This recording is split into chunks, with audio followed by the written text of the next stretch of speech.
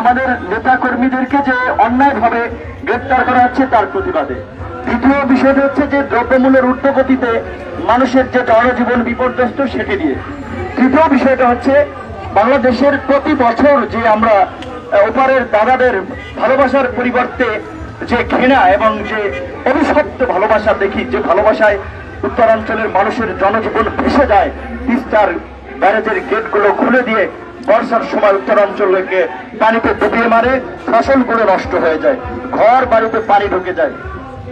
আওয়ামী লীগের ভাষায় কাদের সাহেব, হাসান মাহমুদরা ডেলি একই বক্তব্য বলেন, ভারতের সাথে তাদের রক্তের সম্পর্ক রাখির সম্পর্ক। আমি প্রধানমন্ত্রী সহ ওবায়দুল কাদের এবং হাসান মাহমুদকে স্মরণ করিয়ে দিতে চাই, আপনারা যে বঙ্গবন্ধুর দল করেন, বঙ্গবন্ধু ভারতের দাসত্ব কিংবা গোলামি মেনে নেন নাই। সে কারণেই তিনি পাকিস্তানের কারাগার থেকে যখন মুক্ত হয়ে যখন বাংলাদেশে আসবেন, ইন্দিরা গান্ধীর সাথে দেখা করে কিন্তু তিনি বলেছিলেন, আপনার সৈন্যদেরকে আমার দেশ থেকে কবে প্রত্যাহার করবেন। দুদেশের সুসম্পর্কের জন্য এটি খুবই প্রয়োজন।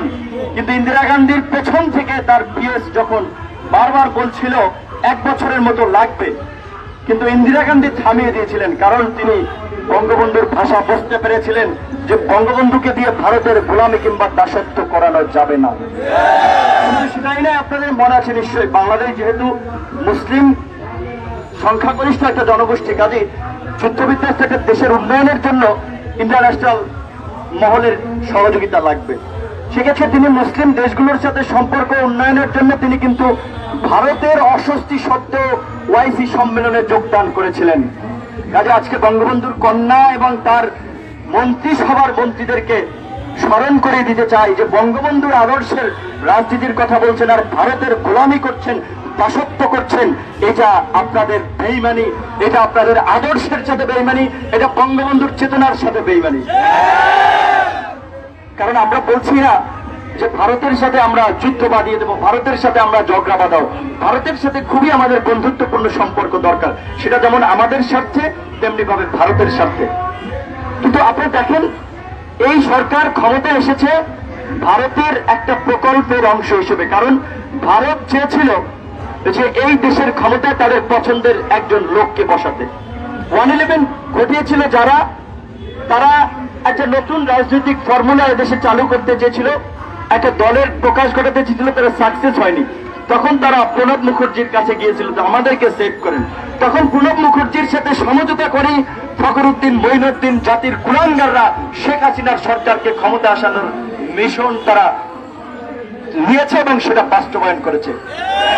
এবং তারা এসেই বিভিন্ন অন্যায়ের বিরুদ্ধে যখন বাংলাদেশের দক্ষ সাহসী সেনাবাহিনী যখন প্রতিক্রিয়া দেখায়, জাতির সংকটে যখন নেতৃত্ব দেয়, সেই সেনাবাহিনীর মেধাবী অফিসারদেরকে হত্যা করার জন্য সেই পিলখানার বিদ্রোহ ঘটিয়েছিল, যার এখন পর্যন্ত কোনো সুষ্ঠু নিরপেক্ষ তদন্ত হয় নাই।